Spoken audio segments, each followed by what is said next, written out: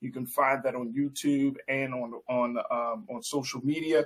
But I wanted to have a conversation that Brother Michael, once again, he brought this to my attention, and I'm glad my brother did, where he talked about Japanese Americans and how they are making it clear that because they receive some form of reparations, Black Americans should too. Let me bring my brother back into the frame around this. And Brother Michael, this is very, very interesting. When I read the piece that I saw, I was like, well, it makes sense. And it will take, I think this will take the conversation to the next level. Let me just share with y'all, with our crew, what folks are saying. Here's it is from AP. This is what's happening now, folks. Take a look at this. From California to Washington, D.C., activists are joining revived reparation movements and pushing for formal government and compensation for the lasting harm of slavery's legacy on subsequent generations, from access to housing and education to voting rights and employment. Japanese American activists in California are studying the landmark report issued by the California's task force and plan to reach out to college students, churches, and other community groups to raise awareness about why Black reparations is needed and how it intersects with their own struggle. All right, Keenan, let's stay right there for a minute. Then we'll share the second quote in a minute. But I want to go to you, Brother Michael, on this. This is very interesting because I remember, Brother Michael, when that conversation, and make sure you're not on mute, big bro. I remember, yes. There we go. When there was a conversation about the violence that was happening, that spate of violence that was happening against Japanese Americans in certain cities like New York City and other parts of the country, Black people, I remember having this conversation on this platform where Black people were like, oh, so the government can address the violence against Japanese.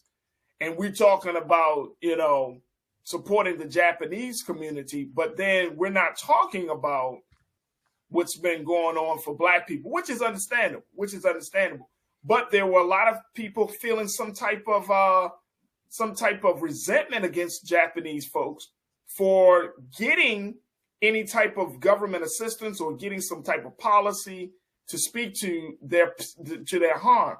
Now, this is an interesting situation because you got Japanese Americans who are saying, look, we received reparations for what was done from our people from Pearl Harbor, from Nagasaki and Hiroshima, and all of that America has done.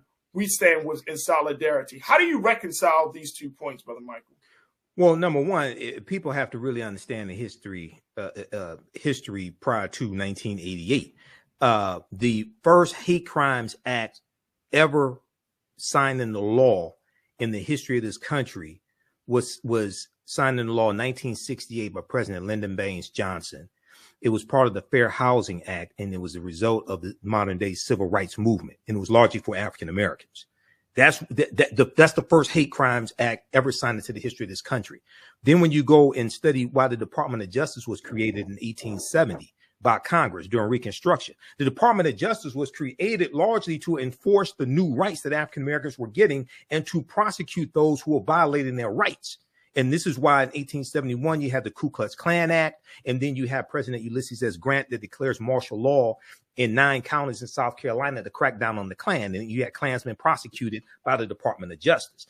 When we look here at what Japanese Americans got, first of all, it's important to understand which Japanese Americans got a one-time payout of $20,000, which totaled over $1.6 billion. It was approximately 82,250 Japanese Americans. It was not all Japanese Americans in the country. It went to those directly who were put into those internment camps during World War II, about 1941 and 1945 or so. And it went to those who had to be evacuated. Okay. So this past Congress, now I posted this link here from justice.gov. If you could pull that up, that explains exactly what happened. That's from the Department of Justice, 10-year program to compensate Japanese Americans interned during World War II closes its doors. So this was, and you can zoom in on that. This was an act of Congress. It only went to those who were survivors of the internment camps. Now, members of the Congressional Black Caucus at this time advocated for this also this restitution. Then so this was 1988 that this bill passed. They left a 10-year window for people to make claims. In 1989, the Honorable John Conyers from Detroit introduced H.R. 40 to have a study done by the federal government on the harms of that slavery has done and the consequences of slavery, the legacy of slavery to African Americans. So that was the year after this. Now the problem is based upon Title VI of the 1964 Civil Rights Act, Section 601, non-discrimination and federally assisted programs. Race-based programs are illegal at the federal level. You also have a similar law in California, which is why the California Reparations Task Force is prescribing their reparations based upon lineage, as opposed to just race, just being black. Right. Okay, so they can get around that and withstand court challenges, because whatever they pass will be challenged in court. You have to be able to withstand court challenges. That's all you have to understand law. Now, the problem with us is that all of the last of the former slaves died in the 1950s. So our situation is different than Japanese Americans, because that restitution only went to those who were directly harmed. For us, all the last of the former slaves died in the 1950s. So this is why you're going to have to approach it differently. And what will be what California is doing is probably what will be adopted at the federal level. If something is adopted, you have to do it by lineage. But the most important thing that we have to understand is that this is not about a check. This is about comprehensive reparations. And if you read the 500-page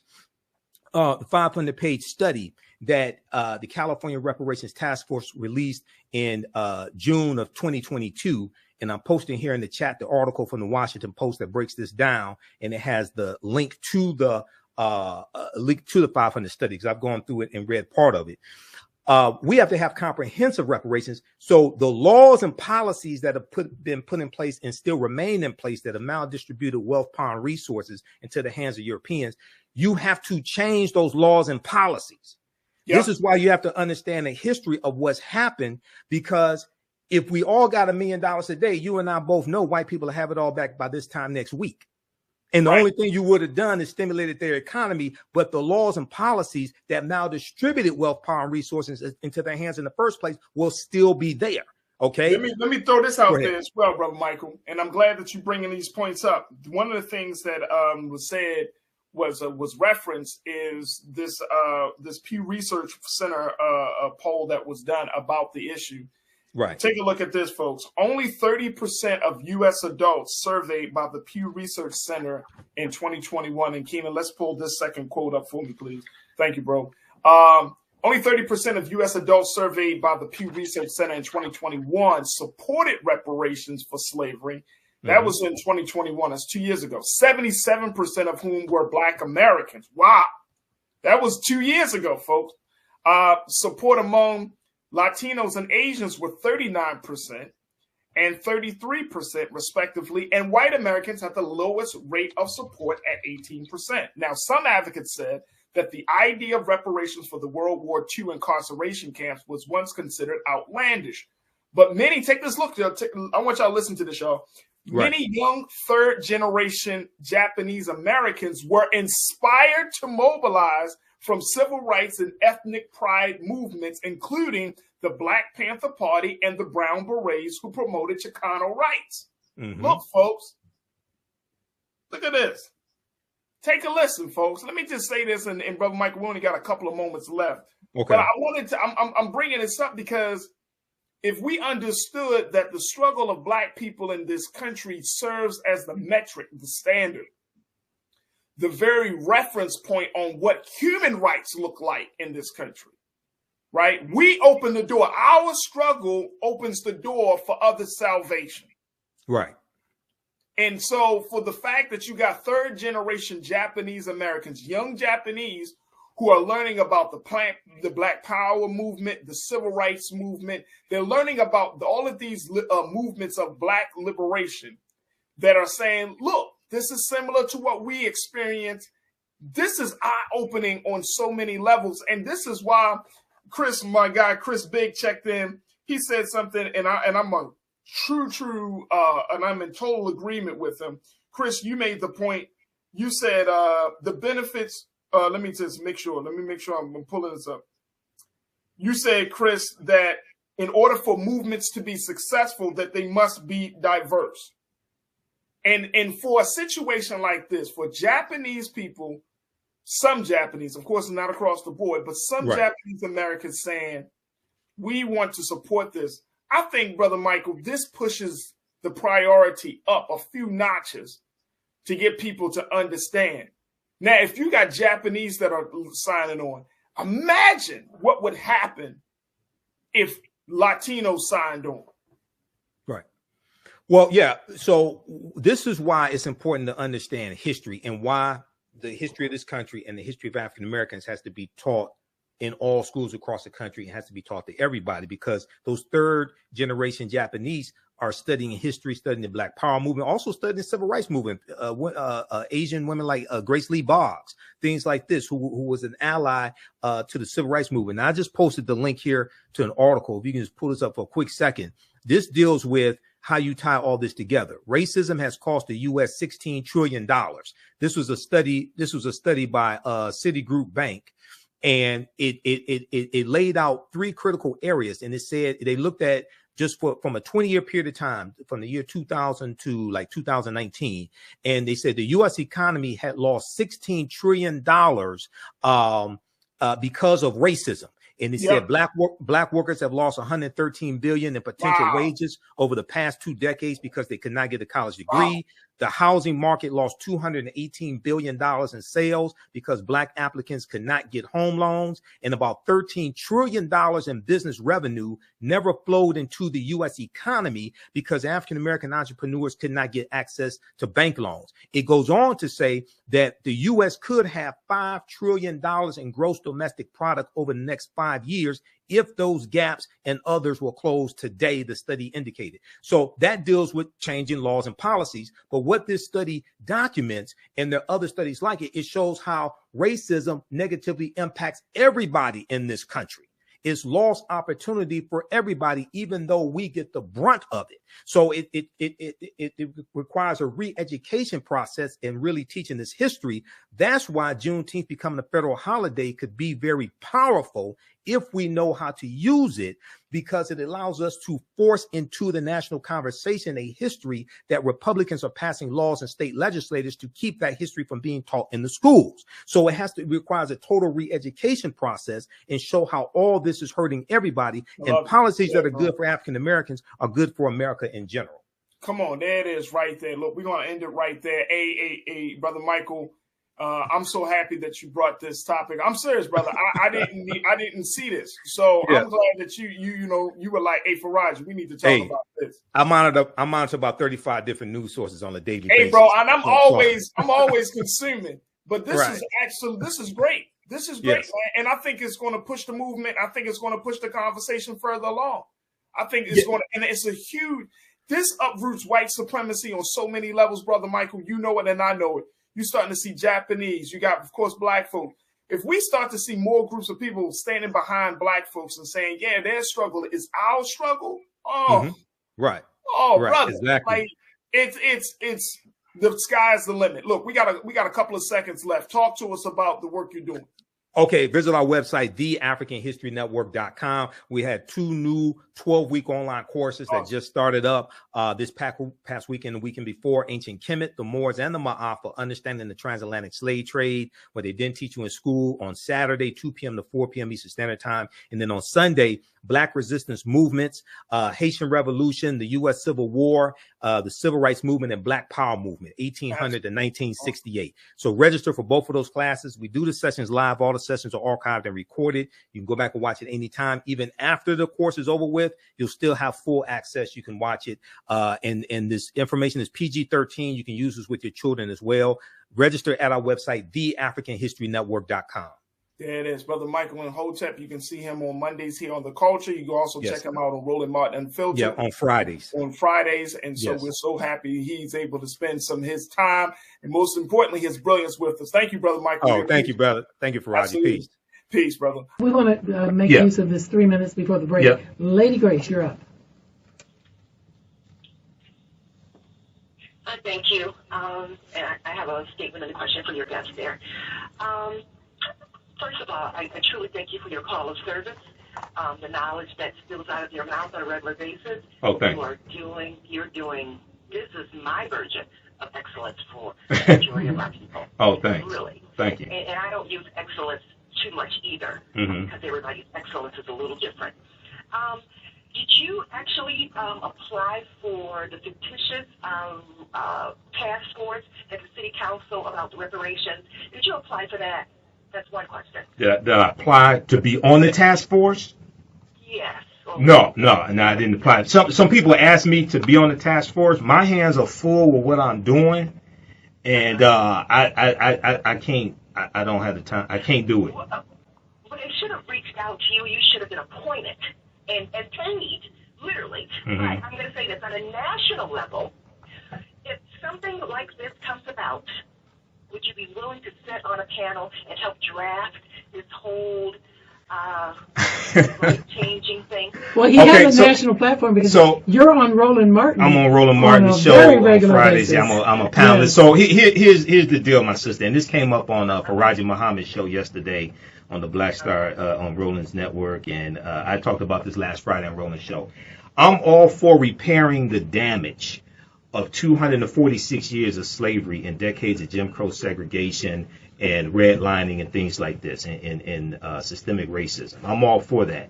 Now, my concept as a historian and someone who's also a political commentator, also understands politics and law. First of all, reparations, the root concept means repairing the damage of a harm that was done. Okay?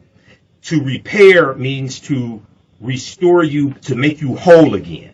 All right. So before we start talking about how to repair the damage, we first have to analyze who African people were and what African people had before the damage was done. Wow. Just trying to give a check. That's heavy. And trying to equate a check to the fact that we didn't get paid, our ancestors didn't get paid for 246 years. That's not reparations. Okay. Wow.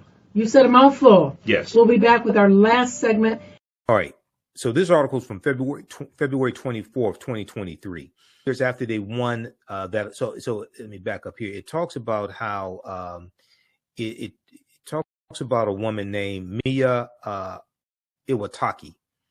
And it says when Mia Iwataki and other Americans fought in the 1980s for the U.S. government to apologize to the families it imprisoned during World War II, Black politicians and civil rights leaders were integral to the movement. They were integral in helping them get an apology and get some type of restitution. 35 years after they won that apology, and survivors of prison camps received $20,000 each. This did not go to all Japanese Americans in the U.S. at that time. It only went to those who were survivors of the internment camps or those who had to evacuate. All right. Now, those advocates are now demanding atonement for Black Americans whose ancestors were enslaved. From California to Washington, D.C., activists are joining revived reparations movements and pushing for formal government compensation for the lasting harm of slavery's legacy on subsequent generations, from access to housing and education to voting rights and employment. Now, advocating for reparations is the right thing to do, said Maya Iwataki, a resident of South Pasadena, California, who is in her 70s. She cited cross-cultural solidarity. That has built up over decades. Now, African-American lawmakers, such as the late California Congressman Mervyn Damally, Dymally, and Ron Dellums played critical roles in winning the Civil Liberties Act of 1988, the Civil Liberties Act of 1988, which formalized the government's apology and redress payments. Okay. And this passed Congress and was signed into law by President Ronald Reagan.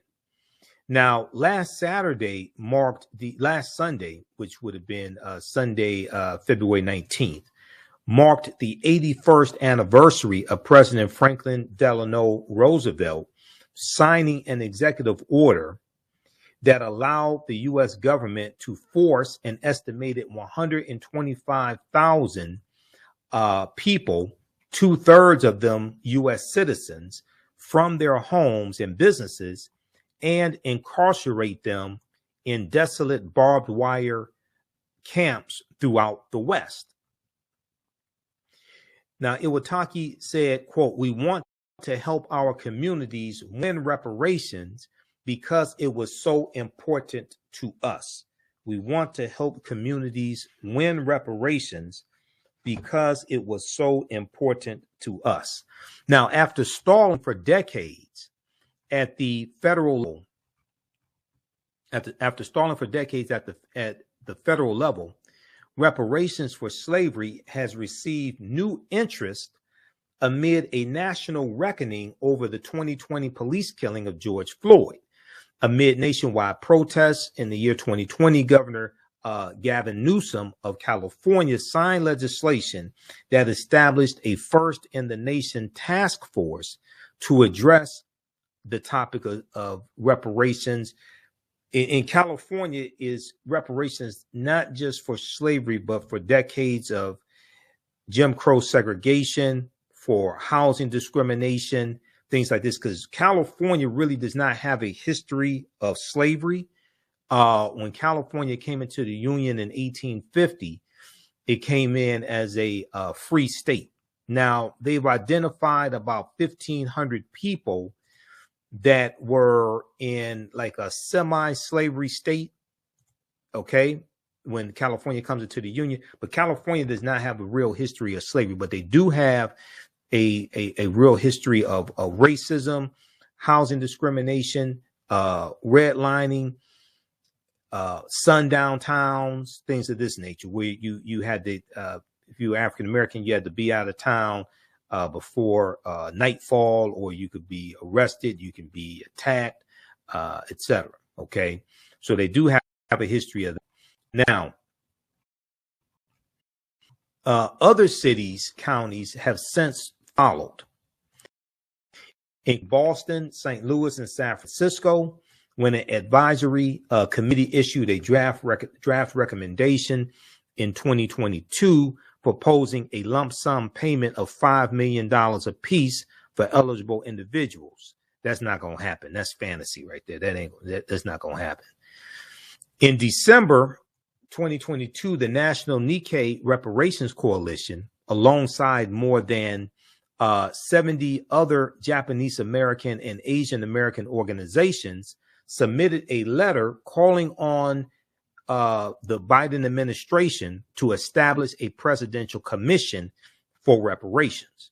Now, Japanese American activists in California are studying the landmark report issued by the California's Reparations Task Force. We talked about the report here on the show numerous times. It's a 500-page report that was released June of 2022. And I'm going to pull up an article here dealing with that report as well. We'll go to that here in just a second.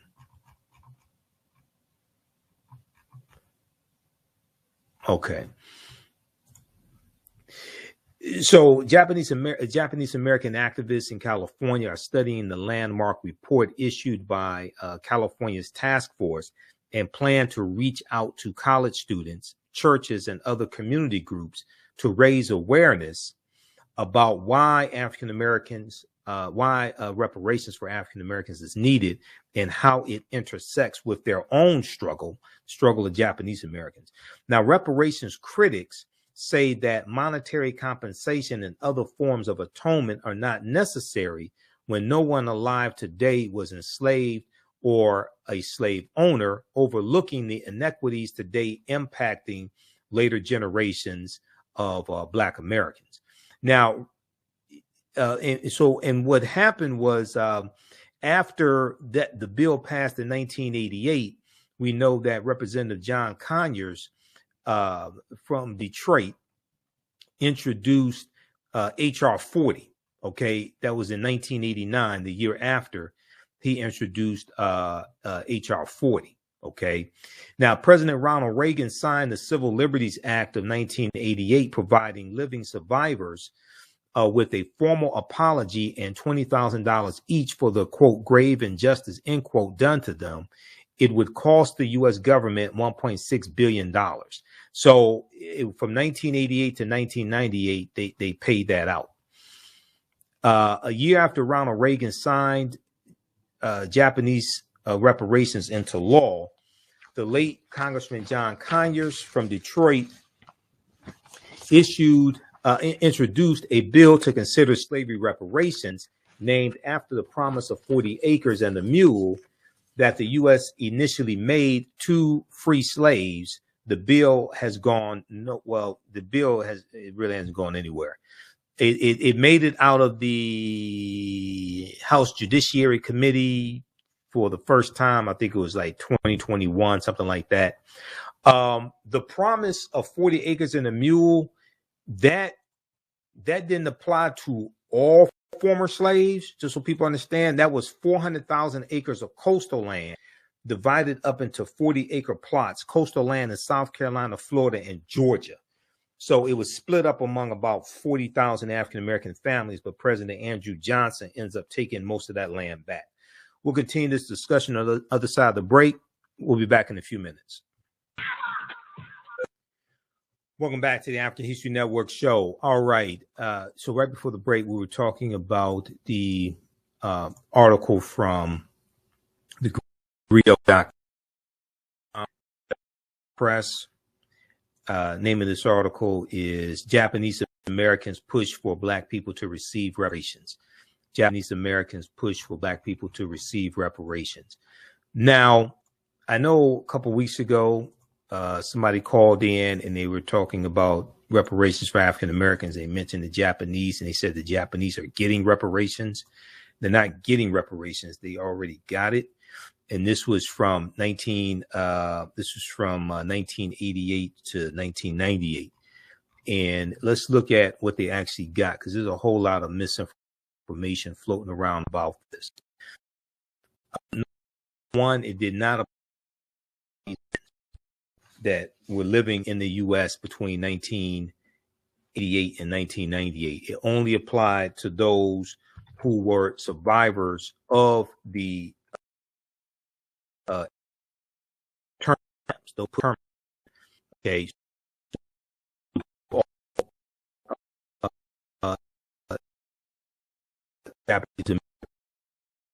Or anything like that.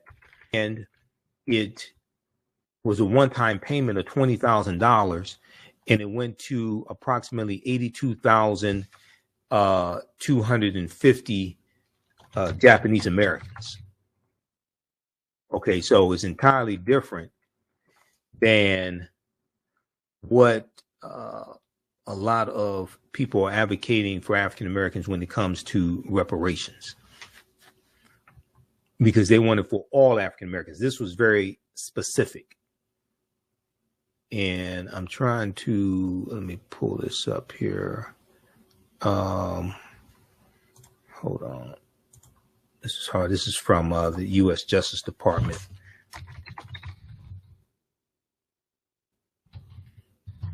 In your program to compensate Japanese Americans interned during World War II.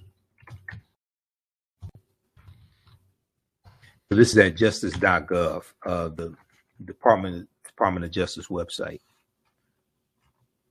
Also at archives.gov, they have, which is the U.S. National Archives.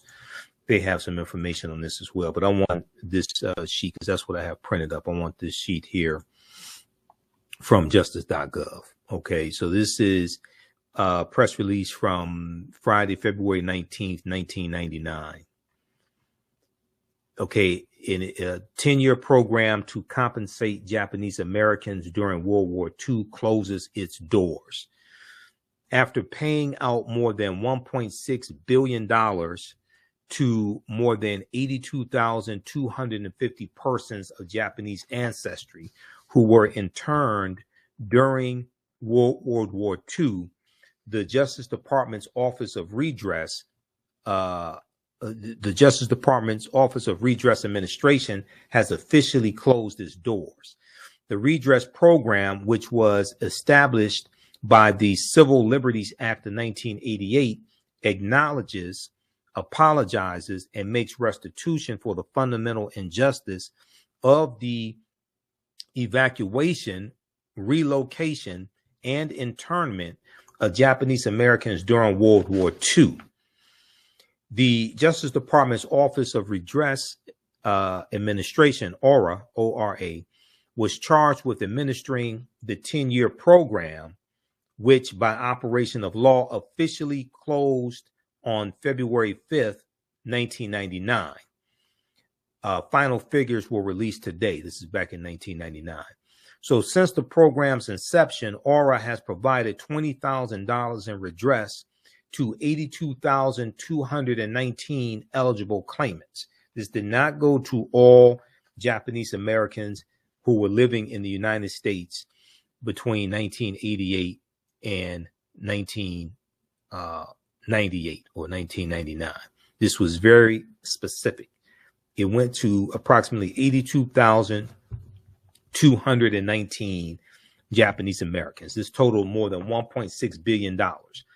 So here they break down what the stipulations were. In order to have been eligible for restitution,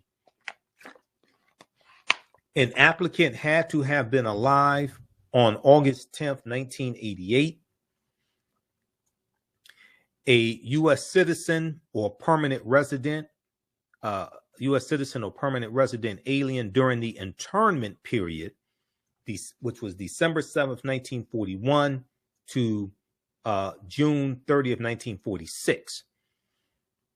There had to be a person of Japanese ancestry or the spouse or parent of a person of Japanese ancestry, and evacuated, relocated, interned, or otherwise deprived of liberty or property as a result of federal government action during the internment period and based solely on their Japanese ancestry.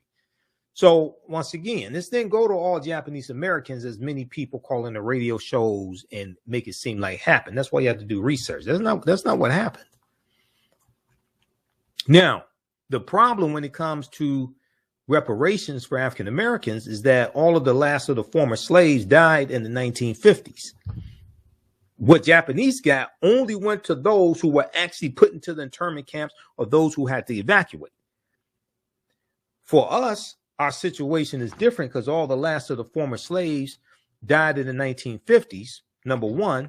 But number two, based upon the 1964 Civil Rights Act, Title VI of the 1964 Civil Rights Act, non-discrimination in federally assisted programs, race-based programs are illegal at the federal level. So you're not going to have reparations for all. You're not going to have reparations for all black people in this country. That ain't going to happen. Okay. And the sooner people come to understand law and come to that realization and stop playing games with our people, everybody ain't going to, all black people not going to get a check. That's not going to happen. That's illegal. We don't understand law enough to understand that. And then the people that do understand law enough don't have the testicular fortitude to tell our people that the people that make you think that you're going to get it, everybody going to get a check, is they're lying to you. That's just all there is to it. Civil Rights Act of 1964. This is what I want right here. And this is at, I want archives.gov. Okay, where is this? Okay, it's Title VI of the 1964 Civil Rights Act. is non-discrimination in federally assisted programs. Okay. Also, they have it at archives.gov as well. Hold on, let me try. We'll have to pull this up when we go to break. So I want to make sure people see this. Okay. So as I've talked about before, one of the things that has to happen is that we have to understand history, law, economics, and politics. And the other thing is that we have to laws and policies that were put into place that maldistributed wealth, power, and resources. Okay, that maldistributed wealth, power, and resources. Because even if we all did get a check, if we all got $1 million a day, let's be honest, we all know white people have it all back by this time next week. Nobody really wants to be honest enough and tell you this. I'll tell you. Okay, I mean, come on. 97% of our dollars are spent with people that don't look like us. And then after you spent the money, the laws and policies that have now distributed wealth, power, and resources will still be in place. That's why you have to really understand the laws and the policies and address those and change those. Okay, whether we talk about housing discrimination, whether we talk about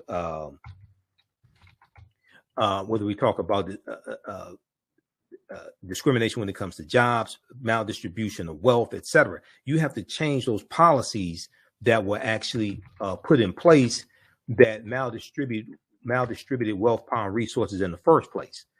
This is why we have to have comprehensive reparations. We have to have comprehensive reparations. So this is from archives.gov, 1964 Civil Rights Act. Okay, 1964 Civil Rights Act. And this deals with Title VI of the 1964 Civil Rights Act, non-discrimination in federally assisted programs. Section 601. It says no person in the United States shall, on the ground of race, color, or national origin, be excluded from participation in, be denied the benefits of, or be subjected to discrimination under any program or activity receiving federal financial assistance. This is why it's illegal to have policies at the federal level for just one race of people. This is why when Ice Cube put out his contract with Black America, or whatever he called it, even though I talked about this before and said I think he meant well, he didn't consult with I don't think he consulted with legal scholars. I don't think he consulted with attorneys that have experience in crafting legislation, because you're not going to have policies that are only for African Americans. That's illegal. That's not going anywhere. And if somehow it gets implemented, you're going to be sued. The government will be sued in court. It's going to be overturned in the courts. Okay.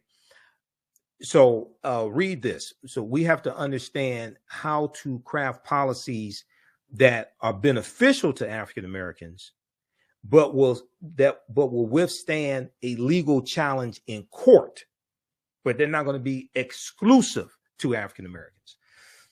We'll continue this on the other side of the break. Listen to the African History Network show right here on 910 AM, the Superstation, WFDF. I'm Michael Imhotep. We'll be back in a few minutes. Hotep, everybody. Hey, this is Michael Imhotep, founder of the African History Network and host of the African History Network show. Some of you all saw me on Farajii Muhammad's show, The Culture, on Monday, February 27th. And we talked about Scott Adams, creator of the Dilbert comic strip, who is losing newspapers that carry his comic strip because of a racist tirade that he went on. And at the end of the show, I talked about 2 online courses that I teach on the weekend, 2 online history courses. So on Saturdays, I teach a 12-week online course called Ancient Kemet, the Moors, and the Ma'afa, Understanding the Transatlantic Slave Trade, what they didn't teach you in school. And this class just started up Saturday, March 4th, 2023. We have class number 3, and I teach this class I teach this class 2 p.m. to 4 p.m. Eastern Standard Time. So we deal with thousands of years of history and what leads up to the transatlantic slave trade taking place. I do a PowerPoint presentation. We have book references, articles, video clips, and you'll never look at history the same way. When we study the transatlantic slave trade, we can't start studying our history in slavery. Even when we deal with the transatlantic slave trade, which is important to study, we can't start in 1619 or in the 1440s when the Portuguese get involved.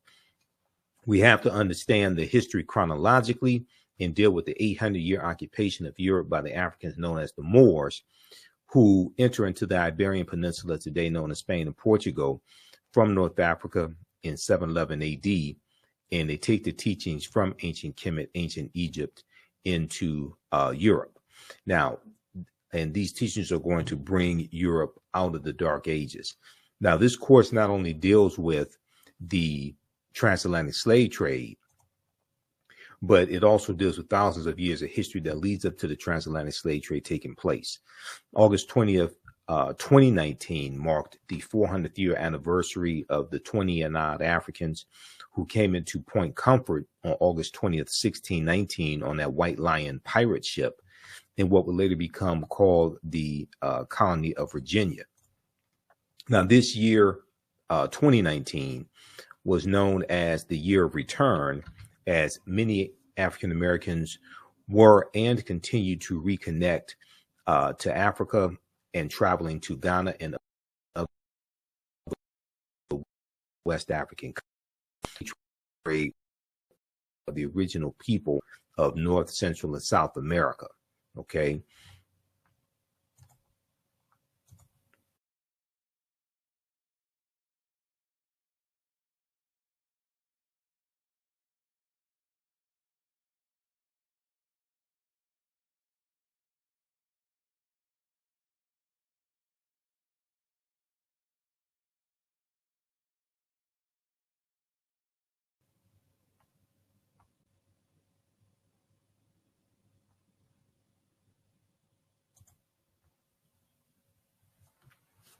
So this year was known as the year of return, 2019, as many African Americans were and continue to reconnect to Africa and traveling to Ghana and other West African countries. When we discuss the transatlantic slave trade, we have to first understand that African people are the original people of North, Central, and South America and have been in the land we call the United States of America at least 51,700 years. And one of the sources that we use in the class is Dr. David Imhotep's book, The First Americans Were Africans, Documented Evidence. Now, you don't have to buy any of these books to follow along in class, but we use them for reference. So there's about 70, 80 articles that we reference as well. Visit our website, theafricanhistorynetwork.com, theafricanhistorynetwork.com. And we have the information right on the homepage of the website. 12-week online course, Ancient Kemet, the Moors, and the Ma'afa, Understanding the Transatlantic Slave Trade, what they didn't teach you in school. So this class is on sale, $80 right now. Our next class is Saturday, March 4th, 2023, 2 p.m. to 4 p.m. Eastern Standard Time. Click right here to register for the full course. So I do the sessions live. All the sessions are archived and recorded. Even after the 12-line course is over with, you can go back and watch the entire course as much as you want to. You'll have full access. All right. And then we also have a bundle pack where you get both classes that I teach on sale for $120. That's a $300 value. There will be 5 of my lectures that will be in the video library when you log into your account. And you'll be able to watch 5 of my lectures as a free bonus as well. Now, the second class that I teach deals with history from 1800 to 1968. And this is Black resistance movements from the Haitian Revolution to the Civil War, Civil Rights Movement, and Black Power Movement, 1800 to 1968. So I teach this class on Sundays, 2 p.m. to 4 p.m. Eastern Standard Time. Our next class is Sunday, March 5th, 2023. And with this course here, we study in depth this 168, 170 year period of history. Okay, this is a 12-week online course as well. Same structure as the first class. Click right here to register here. And we have to understand that history leading up to the Civil War, what led up to the Civil War taking place, but then also understand what happened after slavery ended as well. Okay, and this helps us understand how we got to where we are today. What were the laws and policies? That were put in place to put us in the predicament that we're in today as African Americans, to understand where we need to go from here. Okay, so in the aftermath of the insurrection on January 6, 2021, at the U.S. Capitol, many leading historians drew parallels between the violence that we saw January 6, 2021, and the Reconstruction era, which is 1865 to 1877. And this is the period after the Civil War ended in 1865. This was a period of political revolution directly following the American Civil War. Now, this 12-week online course will analyze U.S. history primarily from the African American perspective, beginning in the period 1800 to 1856, leading up to the end of the Civil War, okay, in 1800 to 1865 as well, and the 13th Amendment. We'll look at the Reconstruction era, 1865 to 1877, the Red Summer of 1919, the Jim Crow era, World War I, the Great Migration, 1915 to 1970, World War II, the Civil Rights Movement, and Black Power movement. To better understand where we need to go from here and the laws and policies that need to be put in place, but you have to understand how you got to where you are today. The laws and policies that have now distributed wealth, power, and resources into the hands of Europeans, and we have to understand the lasting legacy of slavery as well. Now, it's important to understand this chronology of history to get a better understanding of how we got to where we are now, to understand where we go from here. Unfortunately, some of this history is repeating itself. Okay, unfortunately, some of this history is repeating itself. So this class, you can register for it now. As soon as you register, you can watch the class number 1 that we just had. That's that. All right. Now, there's a good article from time.com that we reference in the class as well. There's a good article from Time Magazine, time.com. And this article is a new report finds that 45 states are to students. A new report finds that 45 states are failing to teach students about the period that shaped race relations after the Civil War. And they're talking about the Reconstruction era. Okay, the Reconstruction era. And if we look briefly here at this article, it says scholars say studying the aftermath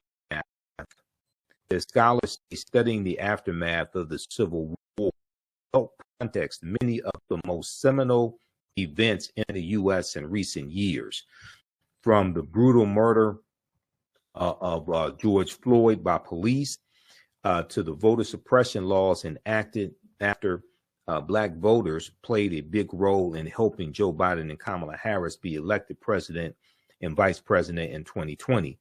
But despite the timeliness of the era in today's climate, many students in American schools will not get a full education on Reconstruction until they go to college.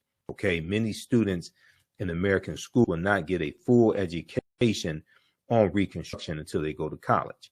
Now the problem is most of them are not going to go to college, or a good portion of them are not going to go to college. All right, so that's why the content of this course is so important.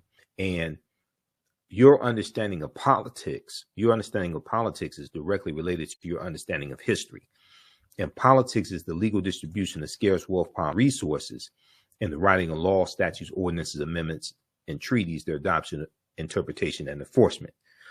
So coming out of this course, you'll have a much better understanding of how we got to where we are today, the laws and policies put in place, the laws and policies that need to be put in place to take us to where we need to go. Okay, so this is understanding where we go from here. All right, so visit our website, theafricanhistorynetwork.com, theafricanhistorynetwork.com. We have the information around the homepage of the website. Black resistance movements from the Haitian Revolution, the Civil War, the Civil Rights Movement, the Black Power Movement. So we start in 1800. We look at the Louisiana Purchase of 1803 and the Haitian Revolution as well, 1791 to 1803, because those two events are related.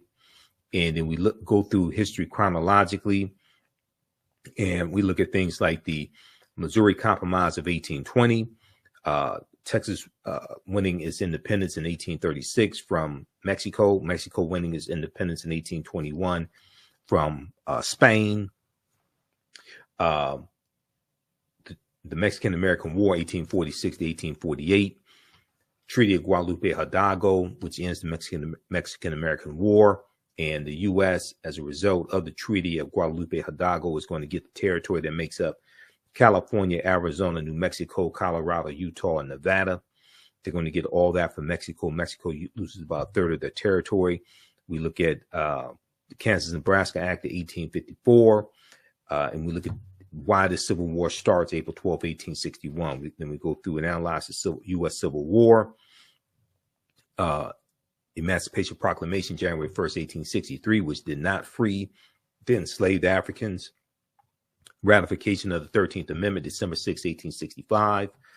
Reconstruction era, 1865-1877. Compromise of 1877, which ends Reconstruction, and Rutherford B. Hayes becomes president. And the Republicans make a backroom deal with the Democrats that if they let Rutherford B. Hayes become president, he'll remove the remaining Union troops out of the South from Florida and South Carolina, etc. And then you have the Jim Crow era, where the white supremacists are taking back control of all levels of government in the southern states. You have, so we studied the Jim Crow era, Plessy versus Ferguson, 1896, U.S. Supreme Court case, Mississippi State Convention of 1890, where they rewrite the state constitution and impose poll taxes and literacy tests in a state that had a majority African-American population, and the majority of the voters were African-American as well. So you go through this period where you see these southern states, these former Confederate states, rewriting their state constitutions. South Carolina, 1895, Mississippi, 1890, poll taxes being imposed in Florida in 1889. So we go through the Jim Crow era, Great Migration, 1915, 1970, 6 million African Americans migrating from the South up north and out west. World War I, 1914, 1918, World War II, 1939, 1945, Civil Rights Movement and Black Power Movement. Okay, to understand what happened to us after slavery ended and what leads up to the Civil War taking place, so we can understand how we got here today and understand history, law, politics, and economics, to understand where we go from here. So Black resistance movements from the Haitian Revolution to the U.S. Civil War, Civil Rights Movement, and Black Power Movement. Okay, so you register for that class right now at theafricanhistorynetwork.com, theafricanhistorynetwork.com. That's on sale, $80 as well. And we have the bundle pack where you get both classes for $120. For both classes, this information is PG-13, I would say, so you can use this with your children as well. And also to support the African History Network, you can support us, $ the AHN Show through Cash App, $ the AHN Show through Cash App, also through PayPal, paypal.me/the AHN Show. And we have it right on the homepage of our website as well. This helps us to keep doing the research, stay on the air, keep broadcasting, finance the African History Network show, pay some of the bills, etc. Okay, so we have a PayPal and Cash App information there also. All right, so hope to see you in class. Visit our website, theafricanhistorynetwork.com, theafricanhistorynetwork.com. Remember, right now, also for returning students, those who have paid for one of my online courses in the past, you get a 50% discount returning students, you get a 50% discount on our bundle pack. So email me at ahnshow@theafricanhistorynetwork.com, ahnshow@theafricanhistorynetwork.com. All right, and we'll get you taken care of. Right now, it's correct wrong behavior is not over till we win Wakanda forever. We'll talk to you next time.